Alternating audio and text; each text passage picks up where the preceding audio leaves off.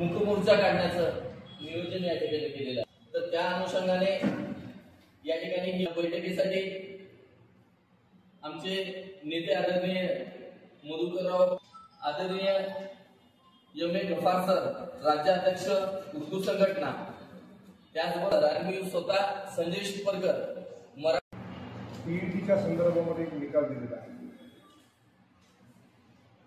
आणि शिक्षकांसाठी टीईटी ही कंपल्सरी केली। तर आधी काय टाकल्या संपूर्ण अधिकार सीओला जिल्हा परिषद सीओला होते, नगर परिषद सीओला होते, महानगर परिषद। तर 5 डिसेंबर 2025 रोजी संपूर्ण महाराष्ट्रामध्ये महाराष्ट्र राज्य प्राथमिक माध्यमिक शिक्षक संघटना समन्वय समितीच्या वतीनं जिल्हाधिकारी कार्यालय यांच्या कार्यालयावर मोर्चा काढण्यात येणार आहे। यामध्ये प्रामुख्यानं देशात जो शैक्षणिक क्षेत्रामध्ये टीईटीच्या संदर्भामध्ये जो प्रश्न निर्माण झालेला आहे, 1 नोव्हेंबर 2025 रोजी माननीय भारताच्या सर्वोच्च न्यायालयाने या संदर्भात निकाल देऊन सर्व शिक्षकांना, म्हणजे 1ली ते 8वी पर्यंत अध्यापन करणाऱ्या सर्व शिक्षकांना टीईटी उत्तीर्ण होणे गरजेचे आहे असा निकाल दिलेला होता। त्यामधून जे 53+ झालेले आहेत त्या शिक्षकांना सूट देण्यात आली, परंतु जे ज्यांना पदोन्नती हवी आहे त्यांना ती टीईटी परीक्षा उत्तीर्ण होणं कंपल्सरी केलेलं आहे।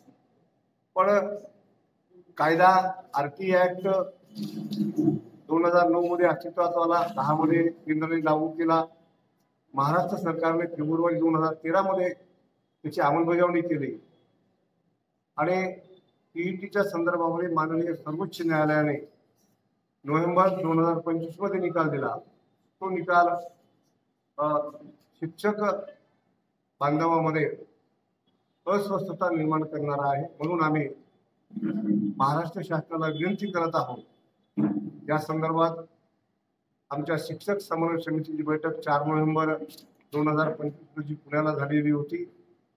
त्यानुसार आम्ही 17 नोव्हेंबरला माननीय मुख्यमंत्री महाराष्ट्राच्या यांना निवेदन देऊन या प्रश्नामध्ये शासनाने पुनर्विचार याचिका दाखल करावी आणि शिक्षकांना राज्यातील आश्वासित करावं अशा प्रकारची मागणी केलेली होती, पण अद्यापर्यंत ही याचिका दाखल झालेली नाही। म्हणून पुणे येथील ठरलेल्या बैठकीमधील ठरावानुसार 5 डिसेंबर 2025 रोजी हा मूक मोर्चा आहे, तो जिल्हाधिकारी कार्यालय यांच्या कार्यालयावर निघणार आहे। या मोर्चामध्ये राज्यातील जवळपास 22 ते 25 संघटना आहेत।